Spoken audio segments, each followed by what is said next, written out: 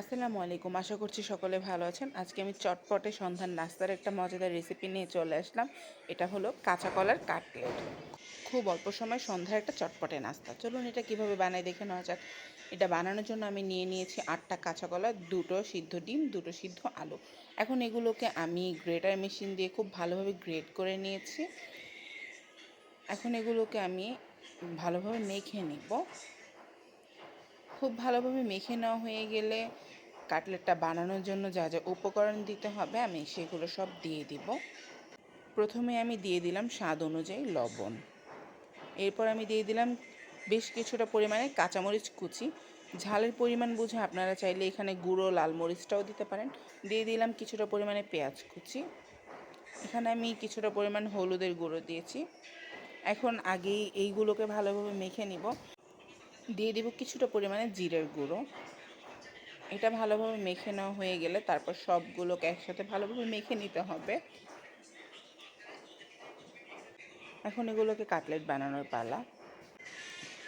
এটা বানানোর জন্য আমাদের 2 হাতেরই ব্যবহার করতে হবে।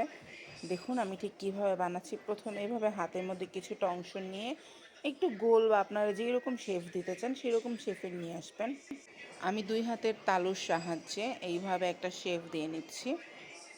খুবই সিম্পল, আপনারা আপনাদের মন মতন এটাকে বানাতে পারবেন।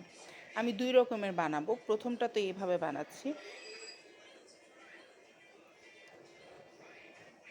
এখন আমি দ্বিতীয়টা বানাবো। এটা একদম সিম্পল, আমি গোল একটা বানিয়ে নিলাম। দ্বিতীয়টাও আমার বানানো হয়ে গেছে। এখন এইভাবে আমি সবগুলোকে বানিয়ে নিব।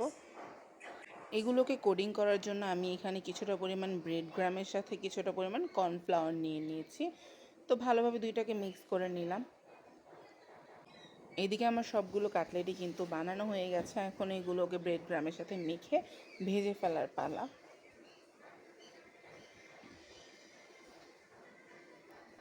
তো দেখুন আমি এখানে একটা নিয়ে নিয়েছি। এবার ভালোভাবে ব্রেড গ্রাম দিয়ে মেখে নিব এটাকে।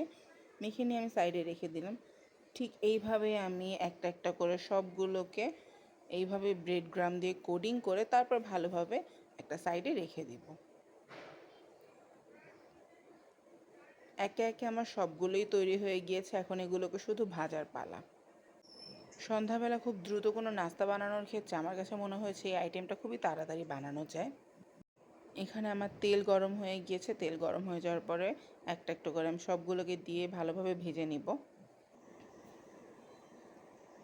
এটাকে ভালো করে উল্টে পাল্টে ভেজে নিতে হবে। ততক্ষণ পর্যন্ত এটাকে ভাজতে হবে যতক্ষণ না এটা একটা ব্রাউনি কালার চলে আসে। আপনারা বুঝতেই পারবেন এটা কখন হয়ে যাবে।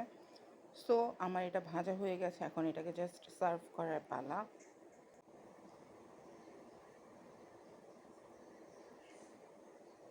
এই তো টমেটো সসের সঙ্গে এইটাকে একটা প্লেটের মধ্যে সুন্দর করে সার্ভ করে নিলাম। আশা করব ভিডিওটি এবং রেসিপিটা আপনাদের কাছে ভালো লেগেছে। ভালো লাগলে অবশ্যই লাইক এবং ফলো বাটনে ক্লিক করে আমার পাশে থাকবেন। ধন্যবাদ।